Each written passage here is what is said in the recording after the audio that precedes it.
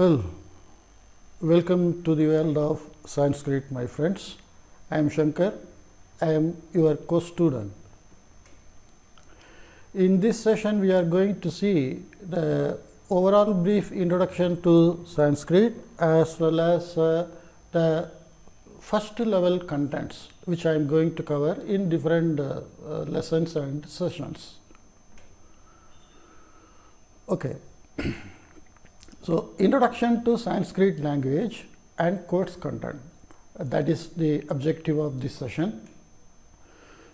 As I said in the earlier introductory session, Sanskrit is a big treasure, and as per my understanding, I grouped it into different subheadings. And of course, about me you can see through the profile in this course page. So, I will straight away go to the big picture of the ancient language, the oldest of the world, Sanskrit. Okay. So, the language is in different subheadings, as I said. It can be Veda, it can be Upanishad, it can be Puranam, it can be Itihasa, or it can be Sutram. It can be Shastra or Shastram, and there are so many Smritis and there are so many Darshanas available. And of course, as a literary contribution, Kavyas and Kathas are available. And most of you may be well known with the Bhagavad Gita, a discourse given by Lord Krishna to the warrior Arjuna. Okay. Now, we will go into the contents. And here, if you see, I just subgrouped these different headings into some headings.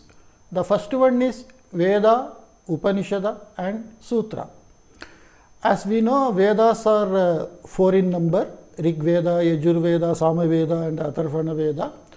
Upanishads are parts of Veda. So, Upanishad is not different from Veda. Sutra, it is a very compact content of the information or the studies done by different Rishi Munis. They are called sages, saints. So, they made like Panini Sutram, Yoga Sutram by Patanjali. We have many different types of sutra. As I understand, Veda, Upanishad and Sutra, we have to learn through some teacher, under the guidance of the teacher. And even today, the Veda is taught in the very old style of Gurukulam fashion, where you have to enter into at the very early age, probably 6-7 years, and you have to stay there for 10 to 15 years, and you have to study different things. Along with Veda, so many other ancillary subjects like Sikshana Shastra, Jyotisha Shastra, so many Vyakarana, all other things will be taught to you. So, the Veda and the Upanishad, what is part of Veda, that is totally different from the Sanskrit which is spoken world over. So, this we call as classical Sanskrit or Loka Vyavahara Sanskrit. What is in Veda, we say Vedic text. So, Veda and Upanishads are Vedic text. Leaving Veda and Upanishad, all others, that is Sutra, Purana, Itihasa, Darshana, Shastra, Smriti, Kavya, Katha, Shlokaha, Subhashitani, all things are part of classical Sanskrit language. So, the classical Sanskrit language can be learnt on our own with some guidance through teacher, but the Veda Upanishad are to be learnt through gurus, teachers, it a residential style of learning. Okay. Depending on the interest and the efforts and the methods you put, you can learn Veda, Upanishad, Sutra or Purana, Itihasa, Darshana in some different groups you can learn. Some may be interested in knowing Purana, some may be interested in knowing different Shastra. So, according to their interest and efforts, they can find the teachers. What I am going to tell in this course 1 is the language basic, because we have to know the language. If we don't know the language, the alphabets, the pronunciation, the words, the meaning, how the words are coming out. If we don't know the basic, then none of the other parts like Bhagavad Gita, Purana, Itihasa, Shastra, all those things we can't understand. So my idea is to have a strong language basics, and from here, depending on our interest, efforts and methods, we can on our own we can study except Veda, Upanishad and Sutra. Other parts of Sanskrit text we can study on our own. That is my personal observation. And there are so many benefits of learning Sanskrit language. Many scientists have proved that, and world over many people are learning Sanskrit because the Vedic text we can comprehend if we know the Sanskrit language. Whatever written and told or discoursed by different teachers, the meaning we can understand very clearly if we have basic understanding of Sanskrit. And learning Sanskrit is a very big exercise for our brain. Of course, any language learning is a very big exercise for our brain. So as we exercise our brain, we will be having a strong neural network, and that will give different effect on our lifestyle and body. And we will change our lifestyle because the language is not simply a language for conversation, it is a language of culture. So gradually we will get exposed to the culture of the Vedic period, and that will make some induced effect on our lifestyle if you take it to the base level. And we feel calm, quiet because of so many philosophical darshanas. That is the school of thoughts. Darshana means school of thoughts. So by knowing different school of thoughts compared to the present material world and this haribari world, we will get some calm mindset. So by learning language, we get that calmness also. And because we are learning the very oldest language, our expressions will be clear, and our thoughts we can express in a very convergent, brief, apt, very nice way, because the language helps to express in a very nice way. Okay, so overall, if I have to say what is the benefit of learning Sanskrit, your health will improve, you will be happy and you will be peaceful in nutshell. But how all these things come out, it depends on how you involve in learning the language by introspecting different aspects of the language and the Vedic period lifestyle and their culture, their ideas, their inventions, all that put together, you will have health, happiness and peace. Well, as I said, this is course 1, and I have divided into level 1, level 2, level 3. In level 1, we are going to say alphabets, nouns, pronouns, verbs, present tense, genders, numbers, and how to make sentence. With that, I will wrap up level 1.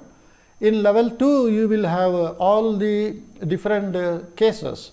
That is, in Sanskrit, it is called Pratama, Dvitiya, Tritiya, like that. In English, we call it as a nominative case, accusative case, instrumental case, like that. We will know how to use past tense and future tense. So we will come to know how to order a request, and we will know different words, how they are generated, what are all the rules, like that. In level 3, mostly I have concentrated on how to converse and what are all the additional required words to converse, how to conjunct, how to make subclasses of a sentence, primary class, secondary class, subclasses, like that, and how to make if else, like the conditional statements, all such things mainly related with the expression of our thoughts in paper or expression of thoughts through our conversation. Completing level 1, 2, 3, you will get a complete and comprehensive strong base of what is Sanskrit language, how I can express myself. That's the idea of course 1. Then I have something as course 2, where it is divided into level 4 and 5. And after completion of course 1, I will be giving in detail the syllabus I am going to cover in level 4, 5, 6, as well as after completion of each level, I am going to give the detailed syllabus of what I will be covering in the next level. So, you can just go through this slide by pausing the video, and these are all the subjects I am going to cover in course 2. And in course 3, the subject I am going to cover is again based on the vibhakti, tenses, other things, what is called Shabda Manjari, how to make different words. Then Dhatu Manjari, that means how different verbs we can form from different roots. They are all very dense and very basic topic, which will make you expert level. Then how to read a story, comprehend, analyze what is the verb used, what is the vibhakti form used, how the sentences were constructed. So, we will deconstruct the sentence, analyze the sentence, and comprehend the story. All those things are covered in course 3, which is in 3 levels, level 7, level 8 and level 9. Then I will take you to course 4, where I will take one Panchatantra Katha, which is very oldest, maybe 1500 years old. It is not simply a story for a comic story for children. This is a very big text, and almost 1000 shlokas are available in that. I will go through each shloka by shloka with meaning, deconstruction, and it is very nice to learn this Panchatantra Katha and different shastras and different cultural views and ancient way of life. Many things we can learn from this Panchatantra. Then in level 10, I will take Subhashitam. There is a text called Trishatakam, that is 300s. One who is well known in Sanskrit world, he is called Bhartrahari, who created this Trishatakam Subhashitam. I will take you through all the Subhashitam one by one. I will explain and I will give the meaning of that. So, by going through this all 4 courses, I don't think you need anyone's help to learn anything further. That is what I hope. But I will be adding some more courses in future as I learn more and more. Okay, the same thing what I told. The level 1 is for absolute beginner, and level 2 is for those who have the level of level 1, and level 3 is for those who have the level of level 2. Level 4, level 5, level 6, as I said, I am going to cover different topics individually. One who has completed level 3 can come to level 4. So, I am making these levels in progressive steps. So, you complete level 1 and come to level 6, you will be lost, you will be wandering here and there. So, know your level. I am just giving the idea of the syllabus and the topic. If you feel you have the basic understanding of those topics, you can take a level and try. I am confident that you can get most out of my course for the time you are spending with me. I am going to make the course step by step by building the topics with the exercise, all those things. So, give a try, that is all I can say. And you feel free to give comments, suggestions, recommendations, encouragements, and to contact me for a video chat or a phone call chat like that. I can give assistance to one-to-one to the students who registered for my course. Thank you. Have a good day. Bye.